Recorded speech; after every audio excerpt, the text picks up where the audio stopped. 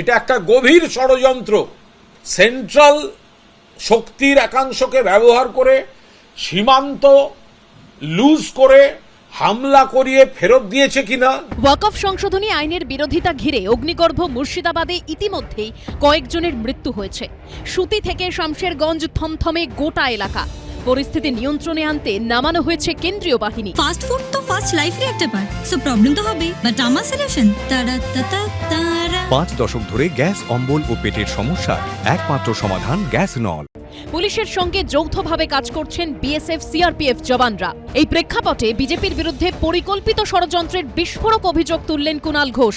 তাৎপর্যপূর্ণভাবে তাতে বিএসএফেরই একাংশের যুক্ত থাকার কথা বললেন তিনি।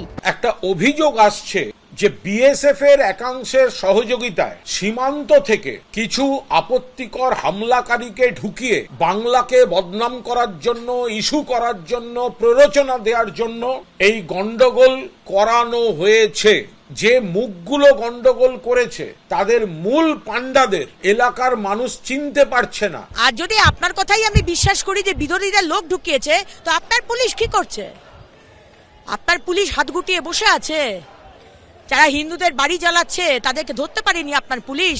শামশেরগঞ্জের পাশাপাশি উত্তেজনার আঁচ ছড়িয়েছে সুতি ও জলঙ্গিতে।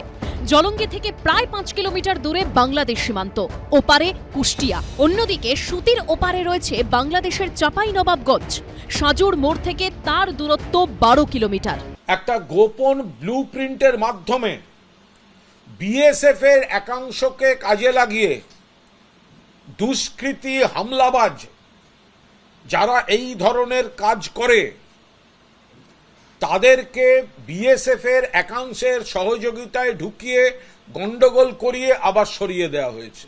পশ্চিমবঙ্গের বিরুদ্ধে ক্যাম্পেইন শুরু হয়ে গেল, বিজেপি রাস্তায় নেমে গেল, সিপিএম পোঁ ধরল। তো এইগুলো তো একদম সাজানো প্লট। যদিও কুণাল ঘোষের এই অভিযোগ উড়িয়ে দিয়েছে বামেরা। অবিবেচকের মতো কথা বলছে কংগ্রেস।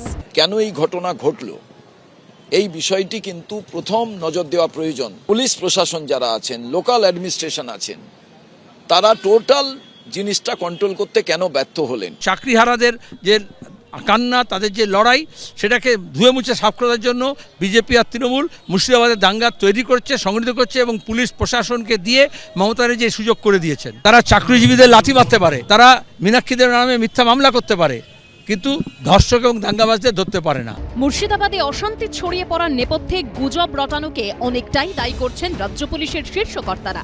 এদিন পশ্চিমবঙ্গ পুলিশের এক্স হ্যান্ডেলে এই ছবি পোস্ট করা হয়। সেখানে বাঁদিকে বেশ কয়েকটি অশান্তির ছবির কোলাজ রয়েছে। দেখা যাচ্ছে কোলাজের উপরে লেখা পশ্চিমবঙ্গ বিজেপি। প্রত্যেকটি ছবির নিচে বিভিন্ন উৎসবের নাম রয়েছে। ওপরে বড় করে স্ট্যাম্প দিয়ে লেখা হয়েছে ফেক, অর্থাৎ ভুয়ো। ডান দিকে অশান্তির একই ছবিগুলো রয়েছে, তার নিচে কোনোটা লখনৌ, কোনোটা ম্যাঙ্গালোর সহ ভিন রাজ্যের অশান্তির ছবি বলে দাবি করা হয়েছে। স্ট্যাম্প রয়েছে ট্রুথ বা সত্যি। এই ছবি পোস্ট করে পশ্চিমবঙ্গ পুলিশ লিখেছে সত্যি তথ্য যাচাই। এই ভারতীয় জনতা পার্টি তারা গন্ডগোলের ছবি বলে বেশ কিছু মিথ্যা প্রচার শুরু করেছে। The second is from Lucknow NRC protest. লখনৌয়ের ছবি বাংলার বলে পোস্ট করছে। ফোর্থ ছবি জলন্ধর, একটা বাড়িতে আগুন লেগেছিল, সেই ছবিটাকে মুর্শিদাবাদের আগুন লাগাচ্ছে বলে ছাপিয়ে দিয়েছে। ফিফথ ছবিটা ম্যাঙ্গালোরের, 7 ছবিটা কর্ণাটকের, 8 ছবিটা উত্তরপ্রদেশের, 9 ছবিটা আসামের এনআরসি প্রোটেস্টের। আজকে যে ঘটনাগুলো আর যে ভিডিও সামনে এসেছে সেগুলো সমস্ত সত্য ঘটনা। আজ সকালে হয়েছে, কালকে রাত্রে হয়েছে। তাদের যদি কিছু বলার থাকে তারা আদালতে যেতেই পারেন। মুর্শিদাবাদ এখনো পুরোপুরি শান্ত হয়নি, কিন্তু তাকে অশান্ত করার চক্রান্ত ষড়যন্ত্র নিয়ে তুঙ্গে উঠল তরজা। অনির্বাণ বিশ্বাস, পার্থপ্রতিম ঘোষ ও সন্দীপ সরকারের রিপোর্ট, এবিপি আনন্দ।